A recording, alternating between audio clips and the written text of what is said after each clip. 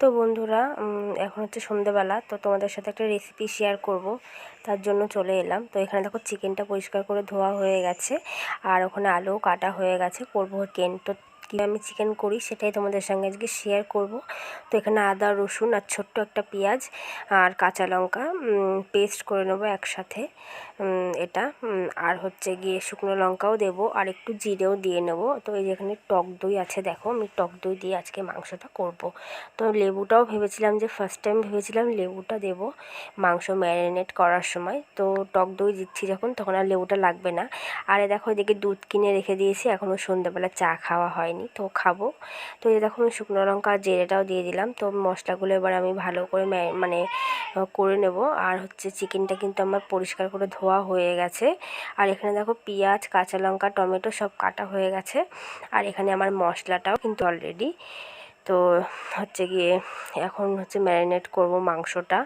তো আমি কিন্তু পেঁয়াজ, কাঁচা লঙ্কা, এই যেখানে পেঁয়াজ, কাঁচা লঙ্কা, টমেটো আছে, এটা কিন্তু হাফ মানে মাংস দিয়ে এখন ম্যারিনেট করব মশলা টশলা দিয়ে। আর হাফ পেঁয়াজ, কাঁচা লঙ্কা, টমেটো ওটা রেখে দেবো, ফোড়ন যখন দেবো মাংস করার সময় তখন আমি ফোড়নে দেবো। তো চলো এক এক করে সব মশলাগুলো দিয়ে নিই, দিয়ে ম্যারিনেট করে নিই মাংসটা।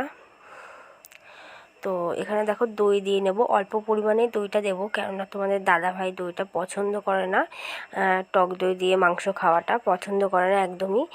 তো এর জন্য আমার টক দই দিয়ে মাংসটা অ্যাকচুয়ালি করা হয় না। তো আজকেই ফার্স্ট টাইম করছি বলতে পারো।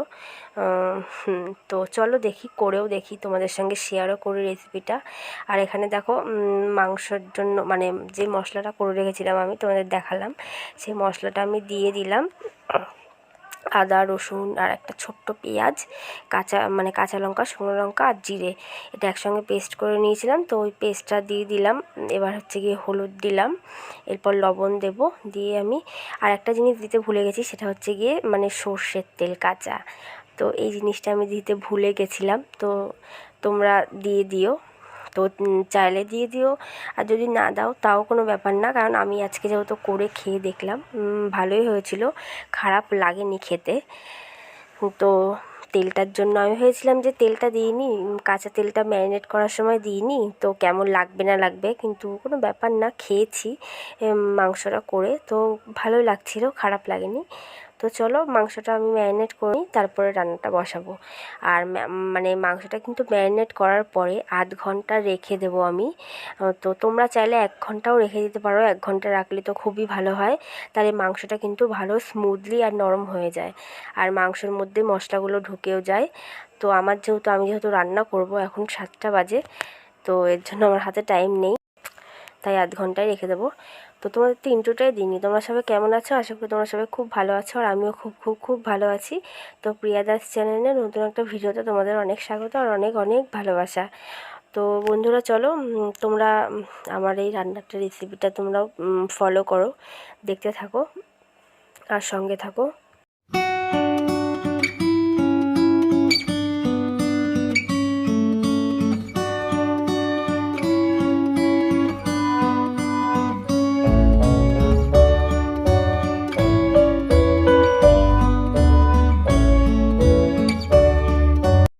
তো বন্ধুরা আমার কিন্তু মাংস ম্যারিনেট করে রেখে দিয়েছি, তারপরে একটু চা করতে আসলাম, চা খাবো, আর তোমাদের দাদাভাইয়ের জন্য একটু ডালের পকোড়া বানিয়ে দেবো, ও চা দিয়ে খেয়ে নেবে মানে সন্ধ্যের স্ন্যাক্সে। তো যাই হোক, মাংসটা তো আধ ঘন্টা রেখে দেবো, ম্যারিনেট হয়ে গেছে। তো তা ভাবলাম যে একটু চাও খেয়ে নিই আমি, আর তোমাদের দাদাভাইকে একটু সন্ধ্যের টিফিনটাও বানিয়ে দিই। তো ধনেপাতাটা দেখো এখনও ফ্রিজে তোলা হয়নি, তোমাদের দাদাভাই এক্ষুনি নিয়ে আসলো, তো ফ্রিজে তুলবো। আর এটা হচ্ছে ডালের পকোড়া, এটা পেঁয়াজ, লঙ্কা মানে আরও অনেক কিছু দিয়ে মাখানো রয়েছে।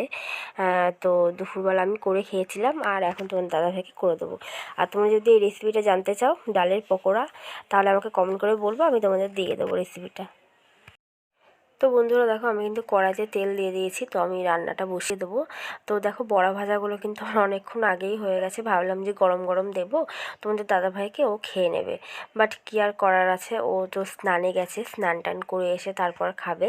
ও আবার মানে কাজ থেকে বা ডিউটি থেকে মানে বাড়িতে এসে না স্নান করে ফ্রেশ না হয়ে মানে কিছু খেতে চায় না, এর জন্যই হচ্ছে।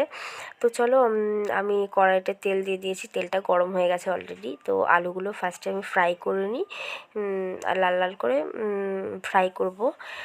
তো চলো তোমরা রান্নাটা দেখতে থাকো আর সঙ্গে থাকো।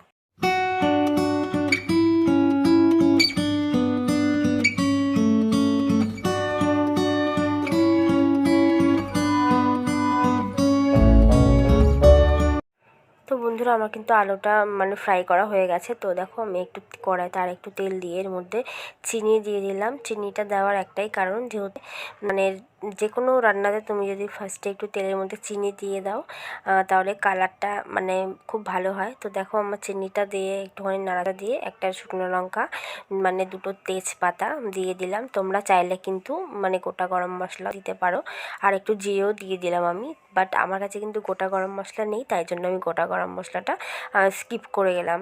তো তোমরা চাইলে দিতে পারো।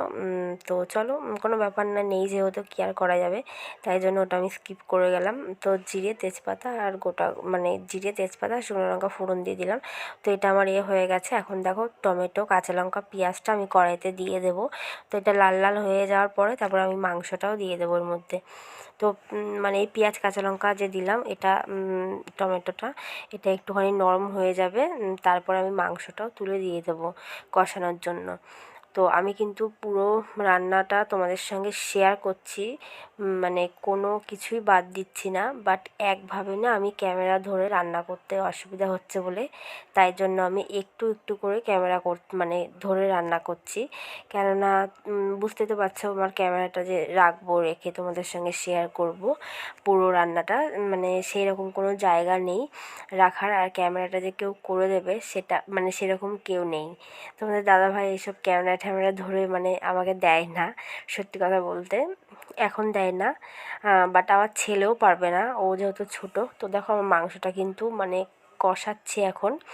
তো ওই যে বললাম একভাবে রেখে রান্নাটা করতে পারছি না, এর জন্য একটু পর পর আসছি, কিন্তু কোনো কিছুই কিন্তু বাদ দিচ্ছি না। প্রত্যেকটা মানে রান্নার পদ মানে প্রত্যেকটা রান্নারে মানে সিস্টেম যাই হোক যে কী বলে ওটাকে আমি মানে বুঝতে পারছি না।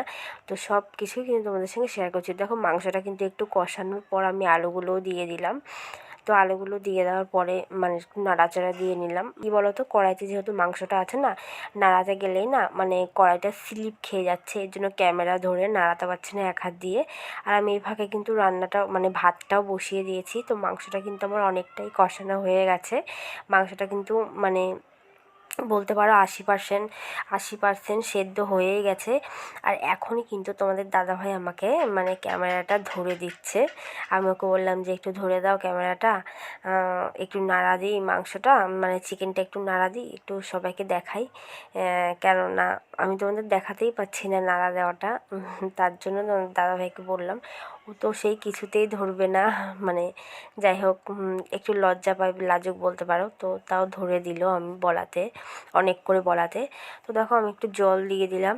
তো খুব বেশি জলও দেবো না, আবার একেবারে যে কম জল তাও দেবো না, কেননা আলুগুলো তো ভালো মতো সেদ্ধ হতে হবে। আর নতুন আলু দেখবেন না চট করে সেদ্ধ হয় না, মানে একটু শক্ত শক্ত ভাব থেকেই যায় এর জন্য।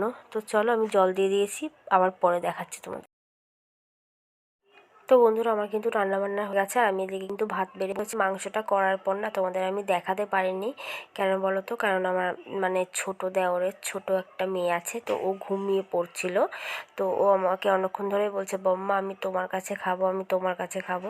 তো ওকে না রান্নাটা হওয়ার পরে আমি খাইয়ে দিয়েছিলাম, কেননা ও মানে প্রায় ঘুমিয়েই যাচ্ছিল, মানে চোখ বন্ধই হয়ে গেছিলো।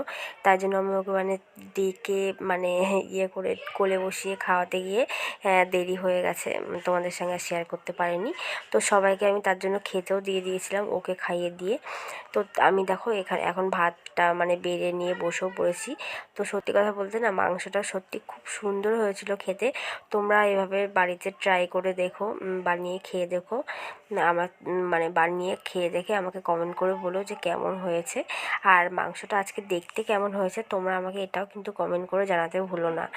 তো আলুগুলো কিন্তু একটু হালকা শক্ত শক্ত আছে, মানে কী বলতো, ওই যে বললাম যে নতুন আলু একটু শক্ত মানে টাইপের থাকে। আর নতুন আলু একটা মানে কী গুণ বলো তো, রান্না করে রাখার পর যদি একটু ঠান্ডা হয়ে যায় না তাহলে কিন্তু একটু শক্ত শক্ত হয়ে যায় তরকারির আলুটা। তো যাই হোক চলো, মাংসটা সত্যি খুব সুন্দর হয়েছে। তোমরা এইভাবে বাড়িতে ট্রাই করে রান্না করে খেয়ে দেখো, তারপরে আমাকে কমেন্ট করে বলো যে কেমন হলো। আর আজকে আমার রান্নাটা দেখতে কেমন হয়েছে সেটাও তোমরা কমেন্ট করে বলো। আর মাংসটা তো খুব সুন্দর হয়েছে, তোমাদেরকে বললামই। তো চলো সবাইকে tata, bye bye, good night. আর আমার ভিডিওটা ভালো লাগলে একটা লাইক করে দিও, আর চ্যানেলটিকে সাবস্ক্রাইব করে আমার পাশে থেকো, পাশে নোটিফিকেশান বেলটা অল করে দিও, যাতে আমি যখনই ভিডিও আপলোড করবো তোমাদের কাছে নোটিফিকেশান পৌঁছে যাবে, তোমরা সেই মুহূর্তে আমার ভিডিওটা দেখে নিতে পারবে। সো গাইস, সবাইকে টাটা, গুড নাইট। আর আমার পাশে তোমরা সবাই থেকো, আমার সাথে থেকো। তোমাদেরকেও অনেক অনেক অনেক অনেক ভালোবাসা, ছোটোদেরকে অনেক অনেক ভালোবাসা, আর বড়োদেরকে আমার প্রণাম। ঠিক আছে, তো চলো সবাইকে টাটা, বাই বাই।